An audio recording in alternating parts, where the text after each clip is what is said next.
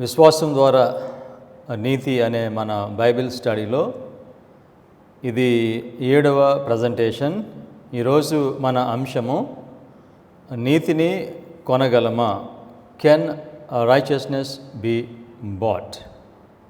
ప్రార్థన చేసుకుని వాక్యాన్ని ప్రారంభించుకుందాం.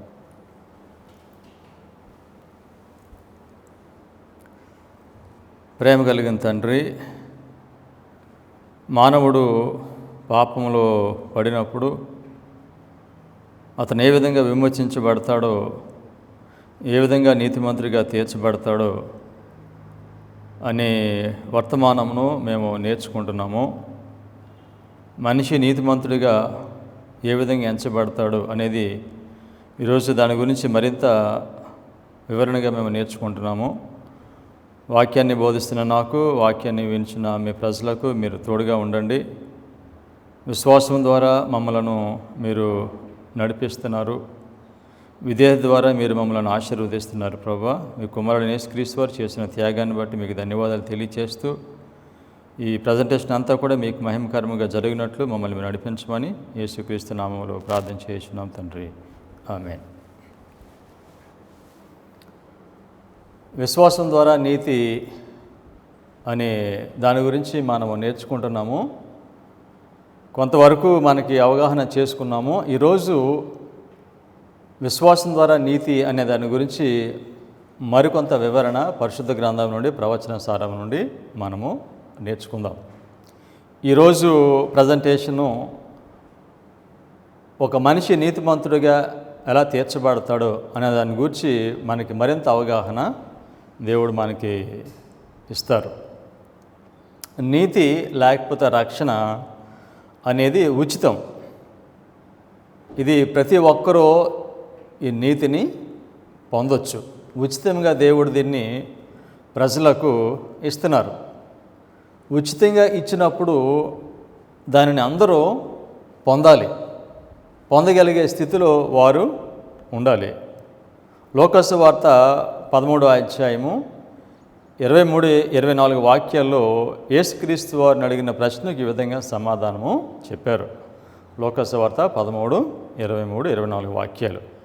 ఒకడు, ప్రభువా, రక్షణ పొందువారు కొద్దిమందేనా అని ఆయనను అడుగగా, ఆయన వారిని చూచి, ఇరుకు ద్వారమున ప్రవేశింప పోరాడుడి, అనేకులు ప్రవేశింప చూతురు కానీ వారి వలన కాదని మీతో చెప్పుచున్నాను. రక్షించబడేవారు కొంతమందేనా అని అడిగిన ప్రశ్నకు యేసుక్రీస్తు వారు అనేక మంది ప్రవేశించడానికి ప్రయత్నిస్తారు, కానీ అది వారి వలన కాదు అని చెప్పారు. ప్రతి క్రైస్తవుడు నిత్యజీవం పొందాలని ప్రయత్నం చేస్తాడు, ఆ మార్గం నడుస్తాడు. అయితే నిత్యజీవం కొరకు ఎదురు చూసేవారు, దాని కొరకు పాటు పడేవారు అందరూ కూడా ఆ నిత్యరాజ్యము పొందలేరు అని యేసుక్రీస్తు వారు చెప్పారు. మనం చరిత్ర చూస్తే ఆ చరిత్రలో కూడా ఇది నిజమని మనకు నిర్ధారణ అవుతుంది. ఈ ప్రపంచమంతా సువార్త 6000 సంవత్సరం నుండి ప్రకటించబడుతుంది. సువార్త ఎంత విస్తారంగా ప్రకటించబడుతున్నప్పటికీ కూడా రక్షించబడేవారు ఇందుచేత కొద్దిమందే ఉన్నారు. రక్షణ లేకపోతే నీతి అనేది ఉచితము అయినప్పుడు అది అందరూ పొందాలి, అందరూ రక్షించబడాలి. దానికి కారణం ఏమిటంటే, నీతిని పొందటానికి కొన్ని షరతులు ఉన్నాయి. ఎవరైతే ఆ షరతులను వారు అనుసరిస్తారో వారు క్రీస్తు నీతిని పొందుతారు. కనుక నీతిమంతుడిగా తీర్చబడటానికి షరతులు ఉన్నాయి, వాటిని నెరవేర్చాలి. అయితే నీతి అనేది, రక్షణ అనేది మాత్రం ఉచితమే, కానీ దాన్ని పొందడానికి మాత్రము కొన్ని షరతులు ఉన్నాయి. ఎక్కువ భాగం ఏమనుకుంటారంటే షరతులు లేకుండా రక్షించబడాలి అనుకుంటారు. కేవలము ఊరికే విశ్వసించడం ద్వారానే రక్షణ కలుగుతుంది, అదే సరిపోతుందని మనుషులు తలస్తున్నారు. అందుచేతనే అనేక మంది ప్రయత్నం చేస్తున్నారు, కానీ కొద్దిమంది మాత్రమే ప్రవేశిస్తారనే దాన్ని చెప్పారు. కనుక ఆ షరతులు ఏమిటి అనేవి ఈరోజు మనము చూద్దాం. మత్తయి సువార్త 13వ అధ్యాయము 44-46 వచనాలు. మత్తయి సువార్త 13:44 నుండి 46 వరకు. పరలోక రాజ్యము పొలములో దాచబడిన ధనమును పోలి ఉన్నది. ఒక మనుషుడు దాన్ని కనుగొని దాచిపెట్టి అది దొరికిన సంతోషంతో వెళ్ళి తనకు కలిగినదంతయు అమ్మి ఆ పొలమును కొనును. మరియు పరలోక రాజ్యము మంచి ముత్యములను కొన వెతకుచున్న వర్తకుని పోలి ఉన్నది. అతడు అమూల్యమైన ఒక ముత్యమును కొనుగొని పోయి తనకు కలిగినదంతయు అమ్మి దాన్ని కొనును. పరలోక రాజ్యాన్ని యేసుక్రీస్తు వారు ఈ ఉపమానంలో రెండింటితో పోలుస్తున్నారు. ఏమని చెప్పారంటే, పరలోక రాజ్యము పొలములో దాచబడిన ధనమును పోలి ఉన్నది. ఈ పొలములో దాచబడిన ఈ ధనమును కనుగొన్నప్పుడు ఆ వ్యక్తి ఏం చేశాడనంటే, దానిని దాచిపెట్టి తనకు కలిగినదంతయు అమ్మి పొలాన్ని కొన్నాడు. అదేవిధంగా పరలోక రాజ్యము దేంతో పోలుస్తున్నారు? ముత్యముతో పోలుస్తున్నారు. ఒక మనిషి ముత్యమును పొందడానికి ప్రయత్నం చేస్తున్నాడు. ఆ అమూల్యమైన ముత్యము అతను కనుగొన్నప్పుడు అతను ఏం చేశాడు? తనకు కలిగినదంతయు అమ్మి దానిని కొన్నాడు. అంటే దీనిలో ఈ నీతి లేకపోతే ఈ రక్షణ అనేది వారు కనుగొన్నప్పుడు, ఈ మనిషి కనుగొన్నప్పుడు ఈ ఉపమానంలో అతను ఏం చేశాడు? దాన్ని కొన్నాడు అని యేసుక్రీస్తు వారు చెప్పారు. దాన్ని ఏ విధంగా కొన్నాడో మనము చూద్దాం. ప్రకటన 3:18 వాక్యము. నీవు ధనవృద్ధి చేసుకొనున్నట్లు అగ్నిలో పుటమ వేయబడిన బంగారమును, దిశమూల సిగ్గు కనబడకుండానట్లు ధరించుకొనుటకు తెల్లని వస్త్రములను, నీకు దృష్టి కలిగినట్లు నీ కన్నులకు కాటుకును నా యొద్ద కొనమని నీకు బుద్ధి చెప్పుచున్నాను. నా యొద్ద కొనుక్కోమని యేసుక్రీస్తు వారు చెప్పారు. తెల్లని వస్త్రము, తెల్లని వస్త్రం అంటే నీతి వస్త్రము. యేసుక్రీస్తు వారి యొక్క నీతి వస్త్రాన్ని నా యొద్ద కొనమని యేసుక్రీస్తు వారి వాక్యంలో చెప్పారు. తర్వాత యెషయా 55:1 వాక్యము. దప్పిగొనిన వారలారా నీళ్ల యొద్దకు రండి, రోకలు లేని వారలారా మీరు వచ్చి కొని భోజనము చేయుడి. రండి, రోకలు పోయినను ఏమియు ఇయ్యకయే ద్రాక్షారసమును పాలను కొనుడి. దప్పిగొనిన వారలారా నా యొద్దకు మీరు రండి, వచ్చి మీరు రోకలేమి చెల్లించకుండా మీరు నా దగ్గర భోజనము కొనండి, ద్రాక్షారసము కొనండి అని చెప్తున్నారు. యేసుక్రీస్తు వారు చెప్పిన ఉపమానంలో దాచబడిన ఆ ధనమును ఆయన పొందటానికి ఆయన ఏం చేశాడంటే, తనకు కలిగినదంతయు అమ్మి దాచబడిన ధనమును కొన్నాడు. అదేవిధంగా అమూల్యమైన ముత్యమును కనుగొన్నప్పుడు తనకు కలిగినదంతయు అమ్మి దానిని కొన్నాడు. దీనిలో దాచబడిన ధనము లేకపోతే అమూల్యమైన ముత్యము అది యేసుక్రీస్తు వారి నీతికి సూచనగా ఉంది. యేసుక్రీస్తు వారు ఆయన ప్రజలకు ఇచ్చే రక్షణకు అది సూచనగా ఉంది. కనుక దీనిని ఏ విధంగా ఈ ఉపమానంలో మనిషి దాన్ని కొన్నాడంటే, తనకు కలిగినదంతయు అమ్మి దానిని కొన్నాడు. అంటే ఈ వాక్యంలో చూస్తే ఆ నీతిని కొనినట్లుగా ఉంది. అయితే అది నీతిని కొనటం అంటే ఏమిటో మనం చూద్దాము. దీనిలో ఏమన్నాడంటే, తనకు కలిగినదంతయు అమ్మి. అంటే క్రీస్తు నీతి కావాలనంటే మనిషికి తనకున్నదంతటిని పెట్టి దానిని కొనాలి అని చెప్పాడు. Christ object lessons page 118. There are some who seem to be always seeking for the heavenly world, but they don't make an entire surrender of their wrong habits. They don't die to self that Christ may live in them. They don't take up the cross and follow Christ in the path of self-denial and sacrifice. చాలామంది మనుషులు వారు పరలోకపు ముత్యాన్ని వారు వెతుకుతున్నారు. కానీ వీళ్ళు వెతికేటప్పుడు వీళ్ళు ఏమి చేస్తున్నారు అని చెప్పారు ఈ స్టేట్మెంట్లో.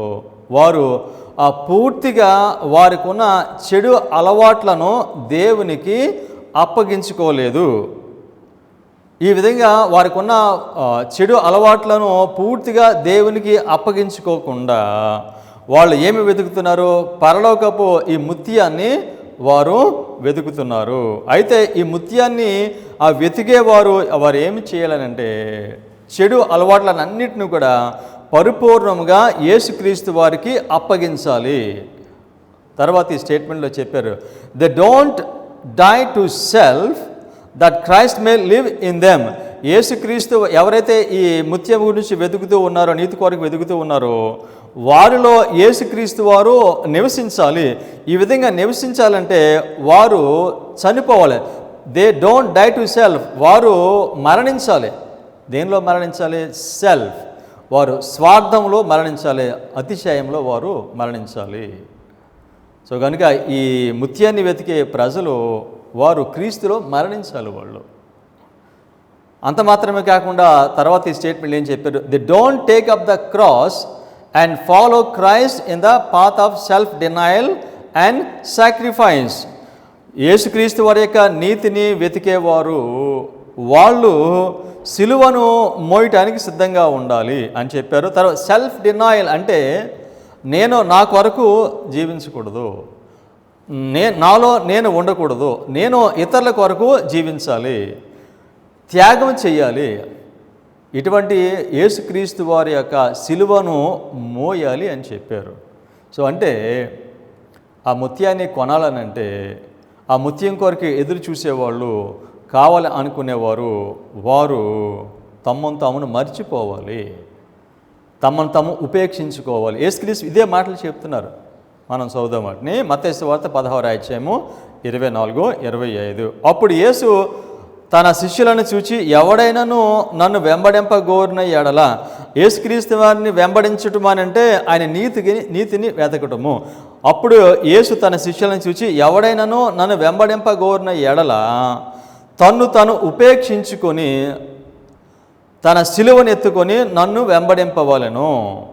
తన ప్రాణమును రక్షించుకొన గోరువాడు దాన్ని పోగొట్టుకొనును, నా నిమిత్తము తన ప్రాణమును పోగొట్టుకునేవాడు దాన్ని దక్కించుకొనును అని చెప్పారు. ఎవరైతే నన్ను వెంబడిస్తారో వారు తమ్మును తాము ఉపేక్షించుకోవాలి, సిలువను ఎత్తుకొని వారు నడవాలి. సిలువను ఎత్తుకొని నడవటం అంటే సిలువ దేనికి సూచనగా ఉందంటే త్యాగము, మరణము నాకు సూచనగా ఉంది. త్యాగము నాకు సూచనగా ఉంది. ఈ త్యాగము అవసరమైతే మరణించడానికి కూడా ఆ మనిషి సిద్ధంగా ఉండాలి. సమస్తాన్ని తాను విడిచిపెట్టి ఆయన యేసుక్రీస్తు వారిని వెంబడించాలి. సమస్తాన్ని విడిచిపెట్టి మనిషి ఆ ముత్యాన్ని వెతకాలి. మత్తయి సువార్త 10వ అధ్యాయము 37-39 వరకు. తండ్రినైనను తల్లినైనను నాకంటే ఎక్కువగా ప్రేమించువాడు నాకు పాత్రుడు కాడు. కుమారునైనను కుమార్తెనైనను నాకంటే ఎక్కువగా ప్రేమించేవాడు నాకు పాత్రుడు కాడు. తన సిలువను ఎత్తుకొని నన్ను వెంబడింపని వాడు నాకు పాత్రుడు కాడు. తన ప్రాణమును దక్కించుకొను వాడు దాన్ని పోగొట్టుకొను, కానీ నా నిమిత్తము తన ప్రాణమును పోగొట్టుకునేవాడు దాన్ని దక్కించుకొనును. తండ్రినైనను తల్లినైనను నాకంటే ఎక్కువగా ప్రేమించేవాడు నాకు పాత్రుడు కాదు, నాకు శిష్యుడిగా అతను ఉండలేడు. నేను ఆ పరలోక ముత్యాన్ని వెతుకుతున్నాను అని ఆయన చెప్పలేడు. ఆ పరలోక ముత్యాన్ని వెతుకుతూ ఉంటే కనుక ఆ మనిషి తల్లినైనను తండ్రినైనను దేవుని కంటే కూడా ఎక్కువగా ప్రేమించకూడదు. అంటే ఈ మాటల యొక్క భావం ఏమిటంటే యేసుక్రీస్తు వారి కొరకు సమస్తాన్ని విడిచిపెట్టాలి. అది ఎంత విలువైనదైనా కూడా దాన్ని విడిచిపెట్టాలి. యేసుక్రీస్తు వారికి మొదటి స్థానాన్ని ఇవ్వాలి.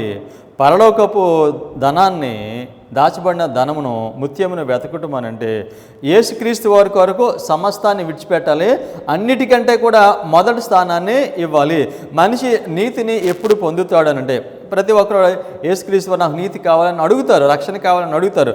కానీ అది వారికి ఎప్పుడు వస్తుందనంటే ఎప్పుడైతే మనిషి అన్నిటికంటే కూడా దేవునికి మొదటి స్థానము ఇస్తాడో అప్పుడు అంటాడు, ఎవరైతే తన ప్రాణాన్ని కాపాడుకుంటారో దాన్ని పోగొట్టుకుంటారు, ఎవరైతే నా నిమిత్తం దాన్ని పోగొట్టుకుంటారో వాళ్ళు పొందుతారు అని చెప్పాడు. సో కనుక నీతిని ఎలా మనము కొంటామో దాని భావము ఏమిటి అని అంటే దేవునికి, యేసుక్రీస్తు వారికి మొదటి స్థానము ఇవ్వాలి, మనల్ని మనము ఉపేక్షించుకోవాలి, అన్నిటిని కూడా విడిచిపెట్టాలి అని చెప్పారు. అతడు అమూల్యమైన ముత్యమును కొనుగొన్నప్పుడు ఏం చేశాడు? తనకు కలిగినదంతయు అమ్మి దానిని కొన్నాడు అని. అంటే ఇది ప్రాక్టికల్గా మనం చూస్తే ఒక మనిషి వెళ్ళి ఒక పొలాన్ని తనకున్నదంతా అమ్మేసి కొంటున్నాడు అనుకోండి, చూసిన వాళ్ళు ఏమనుకుంటారంటే ఇతనికి ఏమైనా పిచ్చి పట్టిందేమో, ఆ పాడైపోయిన ఆ చిన్న స్థలం దానిలో ఏముంది అనుకుంటారు. కానీ ఆ ధనాన్ని కనుగొన్న వారికి దాని విలువ తెలుస్తుంది కనుక తనకున్నదంతటిని కూడా తను దానిని కొనటానికి వెచ్చిస్తాడు. నీతి ఎలా పొందుతాడంటే మనిషి, ఆ నీతి కావాలనుకునే మనిషి తనకున్నదంతటిని కూడా విడిచిపెట్టాలి.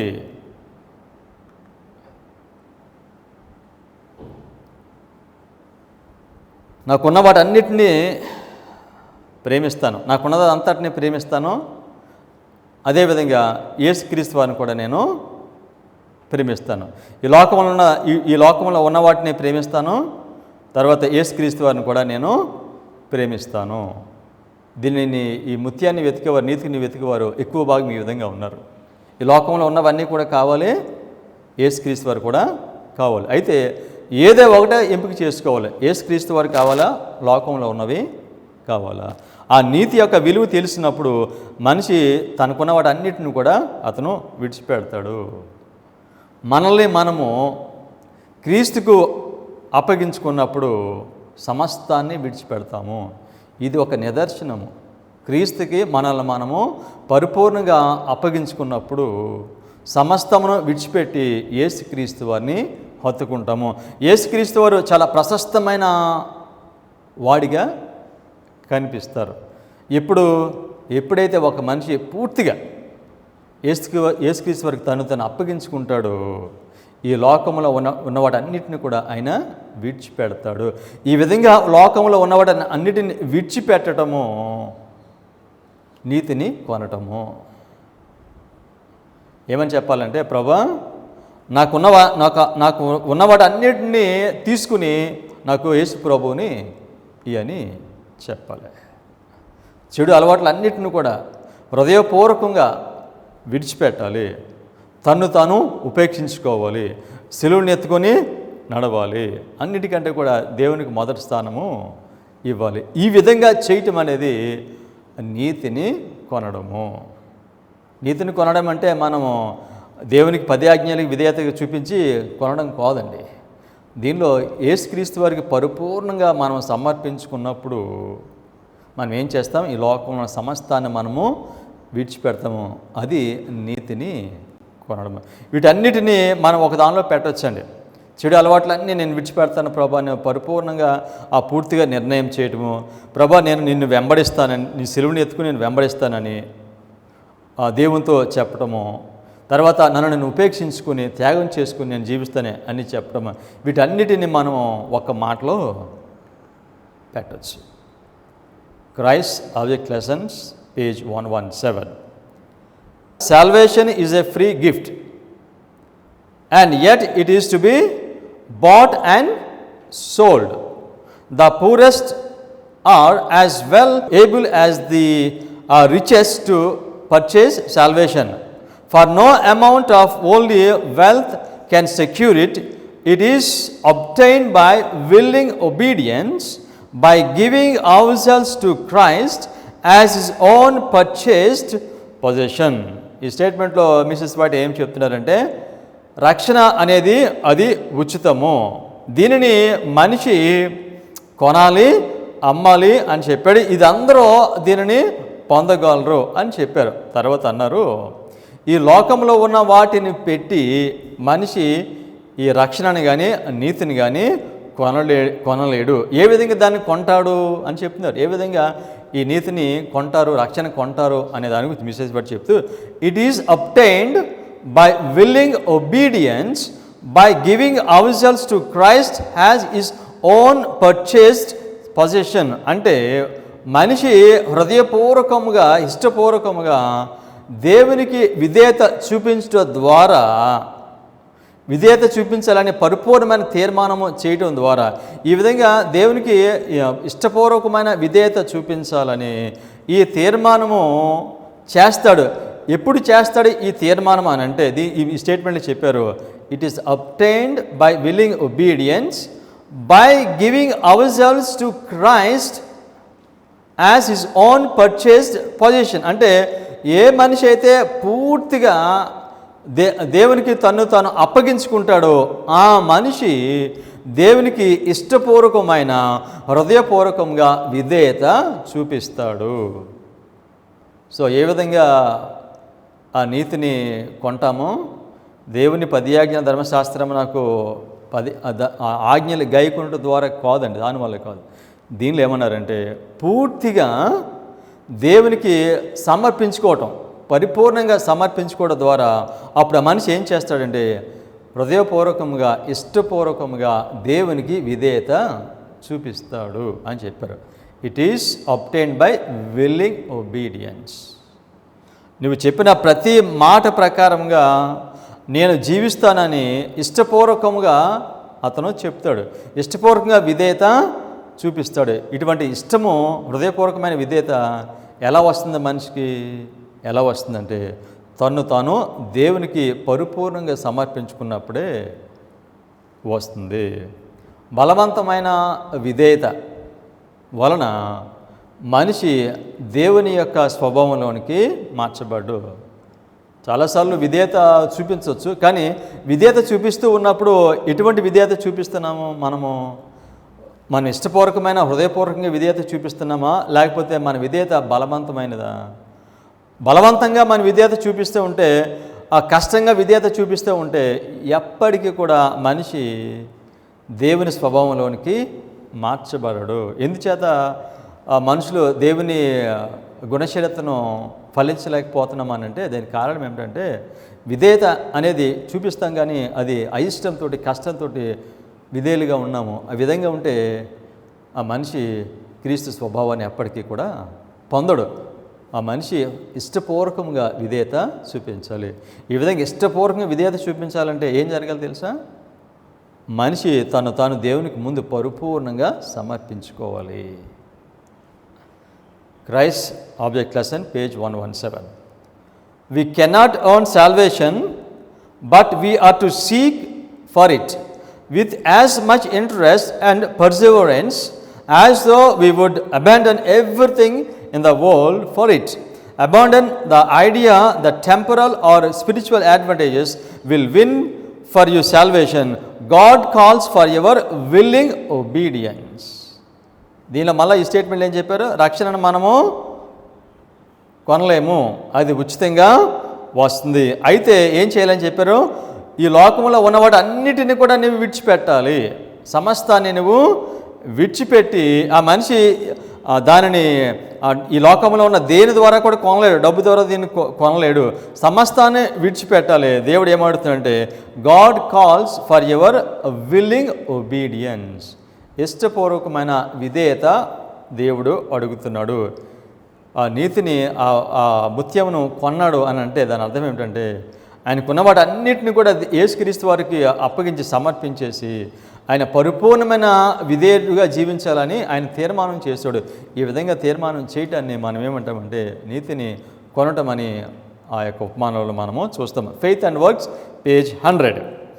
God requires the entire surrender of the heart before justification can take place, and in order for man to retain a justification, there must be continual obedience through active or living faith that works by love and purifies the soul.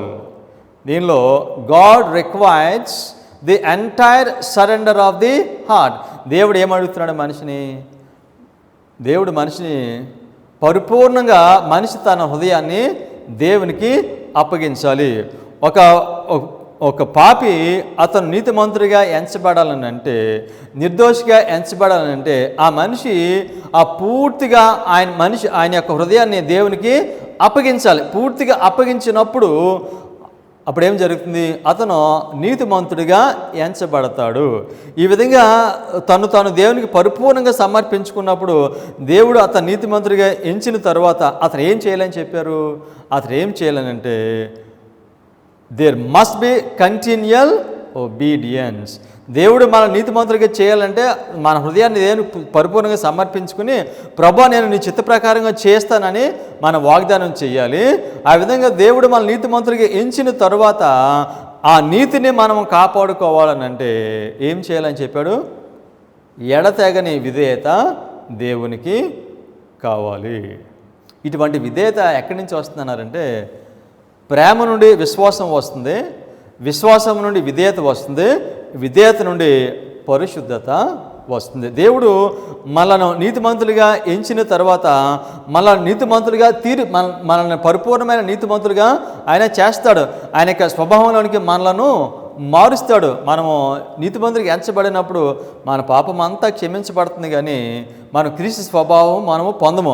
నీతిమంతుడిగా ఎంచిన తర్వాత ఆ మనిషిని పరిపూర్ణమైన క్రీస్తు స్వభావంలోనికి నడిపిస్తాడు. ఈ విధంగా దీన్ని ఏమంటామంటే జస్టిఫికేషన్, పరిశుద్ధపరిచే పని దేవుడు చేస్తాడు. ఈ పరిశుద్ధపరిచే పని ఎలా జరుగుతుందంటే దానికి ప్రారంభం ఏమిటంటే మనిషి విశ్వాసం అనేది ప్రేమ నుండి వస్తుంది, విశ్వాసం నుండి విధేయత వస్తుంది, విధేయత నుండి ఏమొస్తుంది? పరిశుద్ధత వస్తుంది. The sanctified life, page 83. By faith in Christ and obedience to the law of God, we may be sanctified and thus obtain a fitness for the society of holy angels. By faith in Christ, యేసుక్రీస్తునందు విశ్వాసము, ఆజ్ఞలకు ఆ విధేయత ద్వారా మనిషి పరిశుద్ధపరచబడతాడు అని చెప్పారు. అంటే విశ్వాసము అనేది మనిషిని ఎక్కడికి నడిపిస్తుంది? విధేయతకు నడిపిస్తుంది. విధేయత ఎక్కడికి నడిపిస్తుంది? మనిషిని పరిశుద్ధతకు నడిపిస్తుంది. ఈ విధంగా పరిశుద్ధతకు నడిపించినప్పుడు అతను ఎవరితో నివాసం చేయడానికి అర్హత పొందుతాడంటే పరలోకపు దేవదూతలతో నివాసం చేయడానికి అతను అర్హత పొందుతాడు. Obedience to the law of God we may be sanctified అని చెప్పారు. Science of times, July 22, 1897. In view of the abundant evidence God has given of His love, His sympathy and His benevolence, He requires our willing obedience. మనుషుల నుంచి దేవుడు ఏం కోరుతున్నాడు? ఆయన ఇష్టపూర్వకమైన విధేయతను ఆయన కోరుతున్నారు. ఎవరైనా నేను క్రీస్తుని అంగీకరించాను, నా హృదయాన్ని ఆయనకి ఇచ్చాను అని చెప్పి ఇష్టపూర్వకమైన విధేయత చూపించకపోతే ఆయన చెప్పే మాటలో నిజమో వాస్తవమో లేదు. నేను యేసుక్రీస్తుని అంగీకరించాను, నేను ప్రేమిస్తున్నాను, నా హృదయాన్ని పరిపూర్ణంగా సమర్పించుకున్నాను అని చెప్పడానికి నిదర్శనం ఏమిటి? దానికి రుజువేమిటి అని అంటే ఇష్టపూర్వకమైన విధేయత చూపించటము. ఆ విధంగా చేయకుండా ఉంటే మన ప్రేమ ఫాల్స్ లవ్, అది నిజమైన ప్రేమ అది కాదు. Science of times, March 4, 1897. Any failure to render willing obedience to Him will show that our love for Him is false.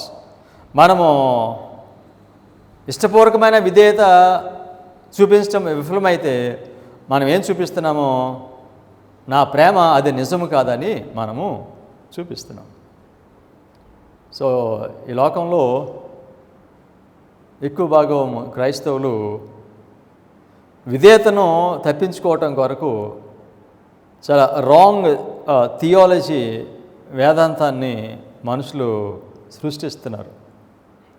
విధేయత గురించి మాట్లాడినప్పుడు ఏమంటారంటే విధేయత మనిషిని రక్షించదు, విధేయత ద్వారా మనిషి నీతిమంతుడిగా ఎంచబడడు, లేకపోతే విధేయత అనేది చాలా కష్టమైంది, విశ్వాసం ఉంటే సరిపోతుంది అని ఇటువంటి చాలా చాలా రాంగ్ థియాలజీస్ని ప్రవేశపెట్టారు.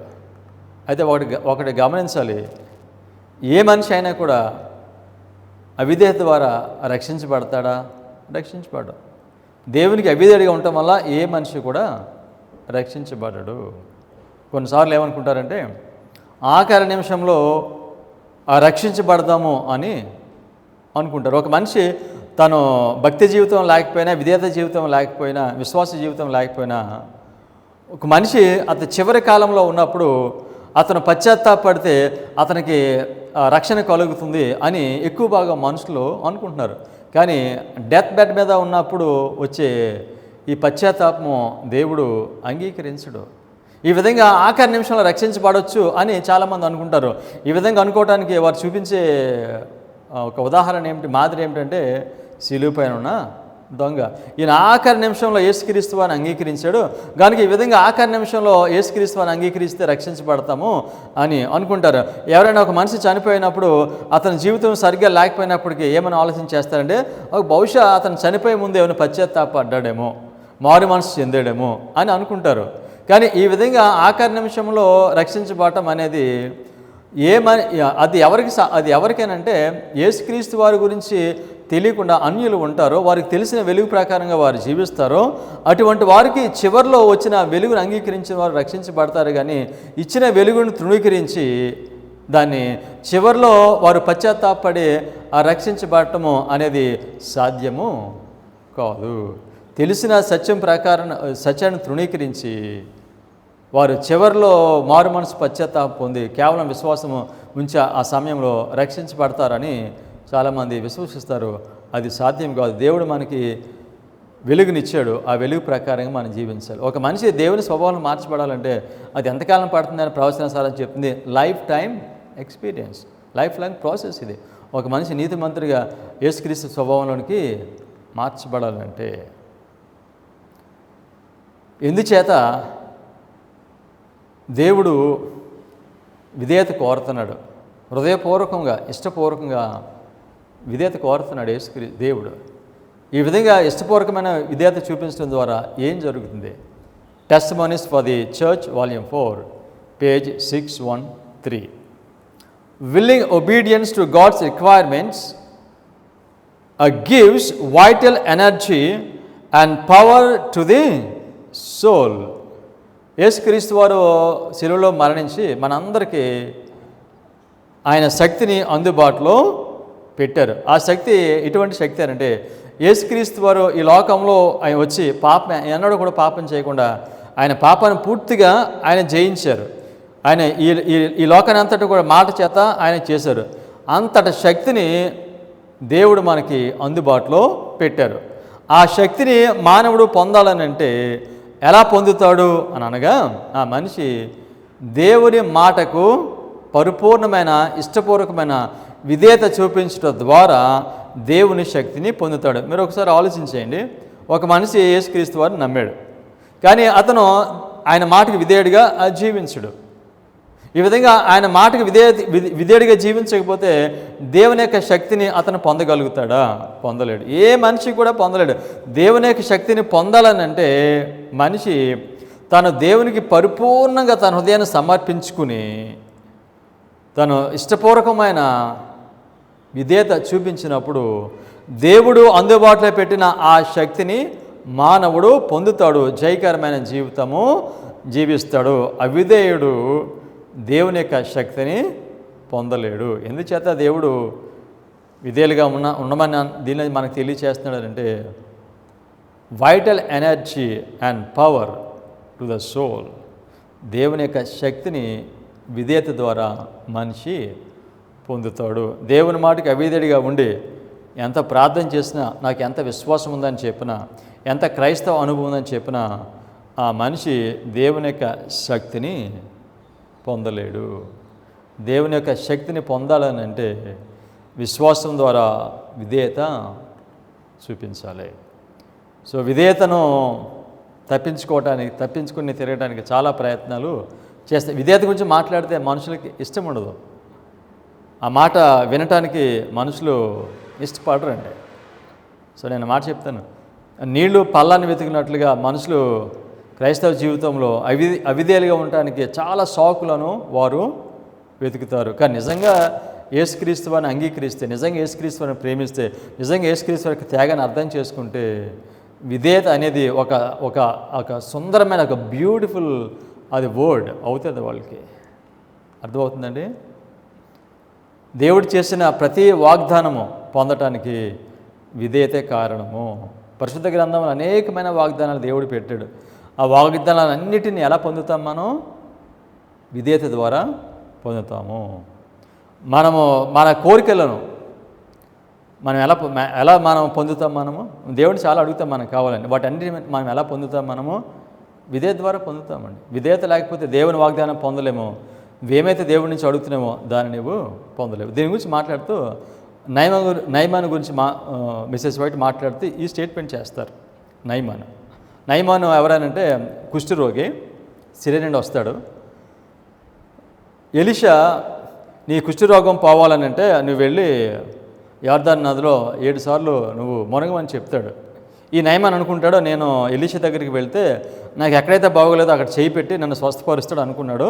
సో కనుక ఎలీషా దానికి వ్యతిరేకంగా నేను వెళ్ళి ఆ యార్దాను నదిలో 7 సార్లు మునగమంటే ఆయన కోప్పడి వెనక్కి వెళ్ళిపోతూ ఉంటాడు. తన దోషుడు వెళ్ళి అంటాడు, ఇంతకంటే గొప్పది చేయమంటే నువ్వు చేస్తావు కదా, ఆయన అడిగింది చాలా సింపులే కదా అన్నప్పుడు తిరిగి వచ్చి ఆయన యార్దాను నదిలో 7 సార్లు మునుగుతాడు. మునిగిన తర్వాత అతను శుద్ధుడు అవుతాడు. ఈ శుద్ధుడు అయిన తర్వాత మిసెస్ వైట్ ఈ స్టేట్మెంట్ చెప్పారు. Prophets and Kings, page 249. Willing obedience alone would bring the desired results. మనం ఏమైతే కోరుతున్నామో, దేవుని ఏమైతే అడుగుతున్నామో అది మన జీవితంలో నెరవేరాలంటే హృదయపూర్వకంగా, ఇష్టపూర్వకంగా విధేయత చూపిస్తేనే మనం కోరింది జరుగుద్ది. పరిశుద్ధ గ్రంథంలో దేవుడు వాగ్దానం చేసింది జరుగుతుంది. Willing obedience alone. సో ఆ ముత్యాన్ని ఎలా కొన్నాడో అతను తనకున్నదంతా అమ్మేసి దాన్ని కొన్నాడు. తనకున్నదంతా అమ్మేసి కొనటం అంటే తనకున్నదంతటిని కూడా విడిచిపెట్టాడు. ఇక సమస్తాన్ని విడిచిపెట్టి ఆయన ఏం చేస్తున్నాడో ఆయన యొక్క మాటకు విధేయుడిగా జీవిస్తున్నాడు. దీనిని కొనటము అని అంటాం. ఇశ్రాయేలుతో దేవుడు ఏమని చెప్పాడంటే, వారు ఐగుప్తు దేశం నుంచి కానాను దేశం వెళ్తున్నప్పుడు మార్గ మధ్యంలో చాలామంది శత్రువులు వస్తారు, వాళ్ళందరితో మీరు యుద్ధం చేసి గెలిచి వెళ్ళాలని చెప్పలేదండి దేవుడు వాళ్ళకి. ఏమని చెప్పాడు దేవుడు వాళ్ళకి? Patriarchs and Prophets, page 392. The Lord had never commanded them to go up and fight. It was not his purpose that they should gain the land by warfare, but by strict obedience to his commands. దేవుడు ఏమని చెప్పాడు? మీరు వెళ్ళి యుద్ధం చేసి ఆ కానాను దేశాన్ని మీరు స్వతంత్రించుకోమని దేవుడు చెప్పలేదు వాళ్ళకి. మీరు ఆ కానాను దేశాన్ని మీరు స్వతంత్రించుకోవాలని అంటే మీరు ఏం చేయాలి? నేను మీకు ఇచ్చిన ఆజ్ఞలను ఉపదేశం ప్రకారంగా మీరు ఖచ్చితంగా దాన్ని అనుసరించి మీరు నడవండి. సో అందుచేతనే వెళ్ళిన తర్వాత ఎరుకో పట్టణాన్ని ఎలా జయించారు వాళ్ళు? దాని చుట్టూ 7 సార్లు తిరుగుతారు. వాళ్ళు యుద్ధం ఏమీ చేయలేదు. వాళ్ళు దేవుడు ఏం చెప్పాడో దాని ప్రకారంగా చేయటమే. ఆ విధంగా చేస్తే వారికి జయము కలుగుతుంది అని చెప్పారు. క్రైస్తవ జీవితంలో జయం కావాలని అంటే ఆ మనిషి దేవుడు ఏమైతే చెప్పాడో దాన్ని హృదయపూర్వకంగా, ఇష్టపూర్వకంగా ఆ చేయటానికి ఆ మనిషి ఇష్టపడాలి. ఈ ఇష్టం ఎలా వస్తుంది? సంతోషంగా విధేయత మనిషి ఎలా చూపిస్తాడు? అది ఎలా సాధ్యమవుతుందండి? ఎప్పుడైతే ఒక మనిషి తాను దేవునికి పరిపూర్ణంగా సమర్పించుకుంటాడో, ఎప్పుడు మనిషి తాను దేవునికి పరిపూర్ణంగా సమర్పించుకుంటాడో, ఎప్పుడైతే యేసుక్రీస్తు దేవుని యొక్క ప్రేమను అర్థం చేసుకుంటాడో అప్పుడు మాత్రమే తాను దేవునికి పరిపూర్ణంగా సమర్పించుకుంటాడు. మనం విశ్వాసం గురించి మాట్లాడుతూ ఉన్నప్పుడు విధేయత గురించి మాట్లాడుతున్నాం. మనం విధేయత గురించి మాట్లాడుతున్నప్పుడు విశ్వాసం గురించి మనం మాట్లాడుతున్నాం. ఒక మాట మనం చెప్పొచ్చు ఏమిటంటే, విధేయత సాధ్యం కాదు అని చెప్పడానికి చాలా అవిశ్వాసం, అవిధేయత కావాలండి. విధేయత సాధ్యం కాదు అని చెప్పడానికే చాలా అవిధేయత, అవిశ్వాసము మనిషికి కావాలి. ఏ మనిషి అయితే దేవునికి పరిపూర్ణంగా తాను సమర్పించుకుంటాడో, సమస్తాన్ని విడిచిపెడతాడో దేవుని నీతి కొరకు, రక్షణ కొరకు, ఆ మనిషికి విధేయత అనేది అది విలువైన పదము. పరలోకానికి వెళ్ళి పరలోకంలో మనం ఆనందించాలంటే ఆ విధేయులు పరలోకంలో ఆనందించలేరు. సంతోషం ఉండదు పరలోకంలో వాళ్ళకి. పరలోకంలో పరిపూర్ణమైన విధేయత ఉంటుంది, అక్కడ ప్రేమ ఉంటుంది. అవిధేయుడు పరలోకాన్ని ఆనందించలేడు. అవిధేయుడు దేవుని యొక్క సన్నిధిలో, ప్రసన్నతలో ఆయన ఉండలేడు. సో ఎవరైతే దేవునికి పరిపూర్ణంగా సమర్పించుకుంటారో, వారు ఇష్టపూర్వకమైన విధేయత చూపిస్తారో, అప్పుడు దేవుని ప్రసన్నత వాళ్ళకి అది ఎంతో మధురమైన అనుభవంగా ఉంటుంది. యేసుక్రీస్తు వారు మనల్ని విమోచించారు. యేసుక్రీస్తు వారు మనల్ని విమోచిస్తే మరి ఆయన మనం ఎలా సన్మానిస్తాం? మనం ఎలా సన్మానించాలి? ఎలా గౌరవించాలి? యేసుక్రీస్తు వారిని గౌరవించే మార్గం ఏమిటి? ప్రైజ్ ద లార్డ్, హల్లెలూయా అంటే సరిపోతుందా? దేవుడు ఎప్పుడు ఆయన సన్మానించబడతాడు? ఆయన విమోచకుడు, మనల్ని విమోచించిన విమోచకుడికి ఎప్పుడు మహిమ ఘనత కలుగుతుంది? నోటి మాటలు చెప్పడం కాదండి. ఆయన ప్రతి మాట ప్రకారంగా జీవించినప్పుడు మాత్రమే యేసుక్రీస్తు వారి మనం సన్మానిస్తాము. ఆయన విమోచన ఆ క్రియను మనము సన్మానిస్తాం. Testaments for the church volume 5 page 87. We can only by willing obedience and grateful service testify our loyalty and crown with honor our Redeemer. మనము మన విమోచకునికి కిరీటం అవుతాము, కిరీటం పెడతాం ఆయనకి. ఎప్పుడు తెలుసా? ఆయన ప్రతి మాట ప్రకారంగా మనం జీవించినప్పుడు. యేసుక్రీస్తు వారిని అందుకే అంటారు, ప్రభు అని పిలిచి ప్రతివాడును పరలోక రాజ్యంలో ప్రవేశింపడు కానీ నా తండ్రి చిత్త ప్రకారము చేయువాడే పరలోక రాజ్యంలో ప్రవేశిస్తాడు. తర్వాత మీ హృదయము నాకు దూరంగా ఉంది కానీ పెదవులతో మాత్రము మీరు నన్ను ఘనపరుస్తున్నారు, మీ హృదయం నాకు దూరంగా ఉందని యేసుక్రీస్తు వారు చెప్పారు. దేవుణ్ణి సన్మానించడము, ప్రేమించడము, ఘనపరచడము, స్తుతించడము అంటే అర్థం ఏమిటంటే హృదయపూర్వకంగా ప్రభా నువ్వు ఏమైతే చెప్పా పరిశుద్ధ గ్రంథంలో వాటన్నిటి ప్రకారంగా నేను జీవిస్తానని పరిపూర్ణమైన తీర్మానము చేయటం. క్రైస్తవ జీవితంలో మన క్రైస్తవ ప్రయాణంలో మనం ఉన్నాము. మనం ఇటు వెళ్ళాలి, ఏ మార్గంలో మనం వెళ్ళాలి అనేది మన మార్గం మనకి స్పష్టంగా కనిపించాలంటే అది ఎలాగ సాధ్యమవుతుందో తెలుసండి? దేవుని మాట ప్రకారంగా జీవించినప్పుడు మనం వెళ్ళే మార్గము, మనం ఏ మార్గంలో వెళ్ళాలో మనకు తెలుస్తుంది. మన మార్గంలో వెలుగు ఉంటుంది. అవిధేయునికి ఎటువైపు వెళ్ళాలో తెలియదు, ఎటువంటి తీర్మానాలు చేయాలో తెలియదు. కానీ విధేయుడిగా జీవించిన మనిషికి దేవుడు స్పష్టత ఇస్తాడు. అతను ఎటు వెళ్ళాలి, ఏం చేయాలి, అతను తీసుకునే నిర్ణయాలు అన్నింటిలో కూడా అతనికి స్పష్టత. అవిధేయుడికి ఇటువంటి స్పష్టత ఉండదండి. ఎటు వెళ్ళాలో తెలియదు, ఏం చేయాలో అతనికి తెలియదు. విధేయ ద్వారా దేవుడు మనిషిని నడిపిస్తాడు. ఆ youth instructor September 12, 1901. Let a willingness to obey make your path bright. Believe and receive to impart. Without a murmur or complaint, lift the cross. Willingness to obey. మనం విధేయత చూపించడానికి ఇష్టపడితే ఏం జరుగుతుందంట? మనం వెళ్ళే మార్గంలో మనకు వెలుగు కనిపిస్తుంది. ఏ మార్గంలో వెళ్ళాలో మనకి తెలుస్తుంది. రక్షణ అంటే ఏంటో తెలుస్తుంది, నీతి అంటే ఏంటో తెలుస్తుంది, వాక్యము అర్థమవుతుంది. ఈ ప్రపంచంలో మనుషులకు ఎక్కువ భాగం రక్షణ కావాలి, కానీ రక్షణ కావాలి అని చెప్తూ ఒకదాన్ని తృణీకరిస్తారు. ఏమిటది? సత్యాన్ని తృణీకరిస్తారు. ఈ సత్యము మీద మనిషికి ప్రేమ ఎలా వస్తుంది? ఈ ప్రేమ ఎలా వస్తుంది మనిషికి?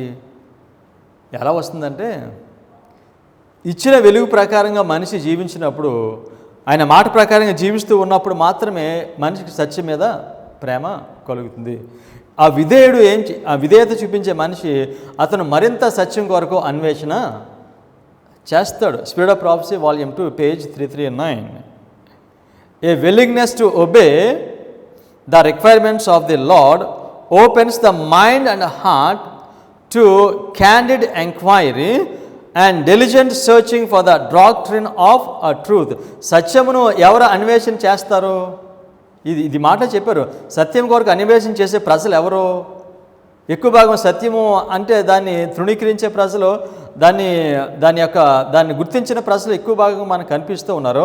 కానీ ఈ సత్యం కొరకు హృదయపూర్వకంగా దాన్ని శ్రద్ధతో ఎవరు అన్వేషిస్తారు అని మిసెస్ వాటి దీనిలో చెప్తున్నారు. ఎవరి హృదయాన్ని మనసును దేవుడు తెరుస్తాడు ఈ సత్యమును వెతకటానికి?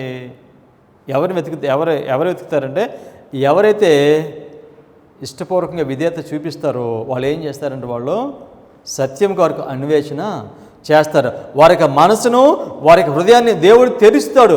వారు తెలిసినప్పుడు వాళ్ళు సత్యం కొరకు అన్వేషణ చేస్తారు.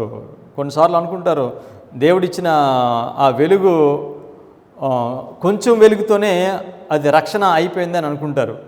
ఇక ప్రవచనాల గురించి మనం మాట్లాడినప్పుడు అది మనకు అవసరం లేదు అని మనసులు తలుస్తున్నారు. కానీ ఈ స్టేట్మెంట్ ద్వారా ఏం చెప్పారంటే, ఒక మనిషి దేవునికి పరిపూర్ణంగా సమర్పించుకున్నప్పుడు విధేయత అనేది ఆయనకి పెద్ద సంతోషంగా ఉంటుందండి. అది ఆనందంగా ఉంటుంది అది. సో కనుక అప్పుడు ఆ మనిషి ఏం చేస్తాడనంటే విధేయత చూపించడానికి సత్యమును అన్వేషణ చేస్తాడు. పరిశుద్ధ గ్రంథంలో చాలా డెలిజెంట్గా భక్తితో శ్రద్ధతో సత్యాన్ని అన్వేషణ చేస్తారు. సత్యం అన్వేషణ ఆగిపోతుందండి ఎక్కువ భాగం క్రైస్తవ జీవితంలో, భక్తి జీవితంలో సత్యం ఉండట్లేదు. కానీ ఈ సత్యం అనేది దేవుడు ఎవరికి ఇస్తాడనంటే విధేయత చూపించేవాడికి దేవుడు ఇస్తాడు. పరిశుద్ధాత్ముడు మన యొక్క మనసును తెరుస్తాడు, మన హృదయాన్ని తెరుస్తాడు. ఎవరితో పనిచేస్తాడో పరిశుద్ధాత్ముడు? ఇచ్చిన వెలుగు ప్రకారంగా ఎవరైతే జీవిస్తారో వారితో పరిశుద్ధాత్ముడు పనిచేస్తాడు. వారి హృదయాన్ని మనసును తెరుస్తాడు. అప్పుడు వాళ్ళకి పరిశుద్ధ గ్రంథంలో ఉన్న లేఖనాలు వారికి అవగాహన అవుతాయి. Review and Harold October 14, 1890. Christ's promise is to everyone who will search the living oracles with a humble heart, with willingness to obey the truth. He declares that His Spirit will open the mind of the humble searcher the true significance of His word. So ఎవరైతే విధేయత చూపించడానికి ఇష్టపడతారో వారికి పరిశుద్ధాత్ముడు వాక్యం యొక్క నిజమైన భావాన్ని తెలియచేస్తాడు, దానిలో ఉన్న లోతైన భావాన్ని తెలియచేస్తాడు. ఎవరికి? ఆయన దేవుని మాటకు విధేయుడిగా జీవించేవాడికి. అందుకనే సత్యస్వరూపైన ఆత్మ వచ్చినప్పుడు మిమ్మల్ని సర్వసత్యంలోనికి నడిపించును. పరిశుద్ధాత్ముడు మనిషిని సర్వసత్యంలోనికి నడిపిస్తాడు. ఎవరినంటే విధేయత చూపించే మనిషిని మాత్రమే సర్వసత్యంలోనికి నడిపిస్తాడు. చాలామంది సత్యం అర్థం కావట్లేదు అంటాం, ప్రవచనం అర్థం కావట్లేదు అంటాం. ప్రవచనాలు అర్థం కావట్లేదు, సత్యం అర్థం కావట్లేదు అంటే కారణం ఏమిటి? దానికి కారణం ఏంటంటే ఒక మనిషి దేవునికి ఆయన పరిపూర్ణంగా సమర్పించుకుని ఇష్టపూర్వకమైన విధేయత చూపించడానికి ఆయన తీర్మానం చేసుకుంటే పరిశుద్ధ గ్రంథంలో ఎటువంటి వాక్యమైనా కూడా పరిశుద్ధాత్మ ఆయనకి బయలుపరుస్తాడు, తెలుసుకుంటాడు అతను. కనుక పరిశుద్ధ గ్రంథంలో ఉన్నది ఏది అర్థం చేసుకోలేనిది దేవుడు ఇవ్వలేదు. అన్నిటిని కూడా అర్థం చేసుకోగలం మనం. అర్థం చేసుకోవడానికి పరిశుద్ధాత్ముడు సహాయం చేస్తాడు. ఏది కూడా రహస్యంగా ఉంచడు. ఏదైనా రహస్యంగా ఉందంటే అది మన దేవుని మీద ఆధారపడకపోవడం చేతే, దేవుని పరిపూర్ణమైన విధేయులుగా ఉండాలని తీర్మానం చేయకపోవడం చేతే పరిశుద్ధ గ్రంథంలో ఈ లోతైన సత్యాలు అర్థం చేసుకోలేకపోవడానికి కారణమవుతుంది. కానీ ఒక మనిషి లోకాన్ని అంతటిని విడిచిపెట్టి ప్రభా నేను ఆ ముత్యం నాకు కావాలి, ఆ నీతి కావాలి, ఆ రక్షణ కావాలని ఆయన పరిపూర్ణంగా దేవుని సమర్పించుకుని ఆయన నీకు విధేయత చూపిస్తాను ప్రభా అని అంటే ఆ మనిషికి దేవుడు నడిపిస్తాడు. సత్యం అర్థం కాకపోతే అది ఎవరు పొరపాటు అవుద్ది? పరిశుద్ధాత్ముడు పొరపాట? నేను విధేయత చూపించలేకపోతే అది ఎవరి లోపం అవుద్ది? అది నా లోపం అవుద్దా? నా లోపం అవదు, పరిశుద్ధాత్మ అవదు, అది నా లోపమే అవుతుందండి. అది నాకు వాక్యం అర్థం కాకపోతే అది నా లోపమే తప్ప దేవుని యొక్క లోపం పరిశుద్ధాత్మ యొక్క లోపము కాదు.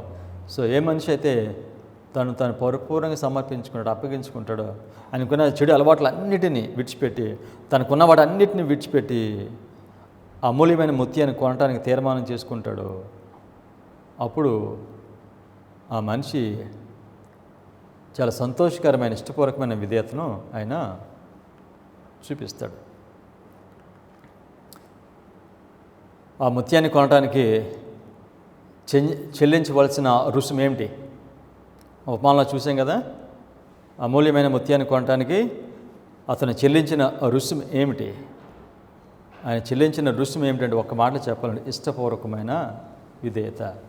ఈ మాట చాలా డిస్టర్బింగ్గా ఉంటుందండి, మనుషులకి చాలా డిస్టర్బింగ్గా ఉంటుంది.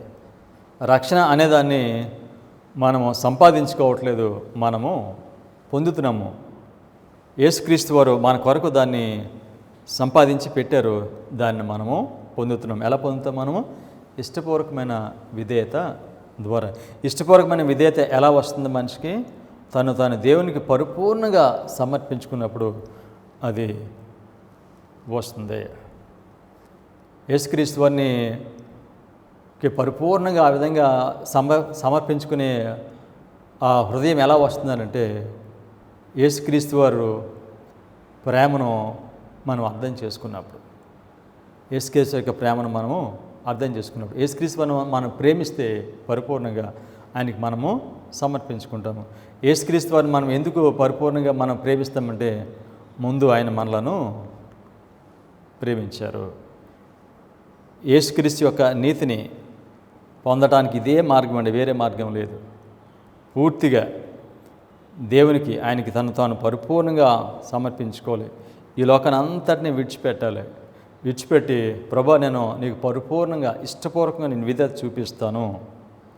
ఇదే నీతిని పొందే మార్గము, ఇదే ఏకైక మార్గము. ప్రార్థన చేసుకుందాం.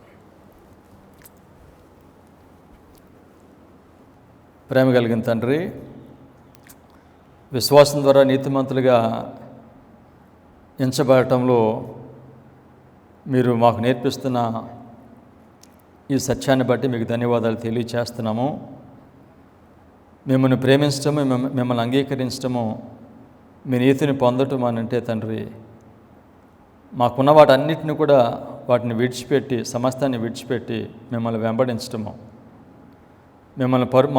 మమ్మల్ని మీకు పరిపూర్ణంగా మేము సమర్పించుకున్నప్పుడు తక్షణమే మేము చేసే పని ఏమిటంటే ప్రభా, మీ ప్రతి మాటకు మేము ఇష్టపూర్వకంగా విధేయత చూపిస్తాం. విధేయత అనేది అది ఎంతో మధురమైన మాటగా మాకు ఉంటుందమ్మా ప్రభా. అటువంటి అనుభవంలోనికి మీరు మమ్మలను నడిపించండి. పరిపూర్ణంగా మేము మీకు సమర్పించుకోవడం నేర్పించండి.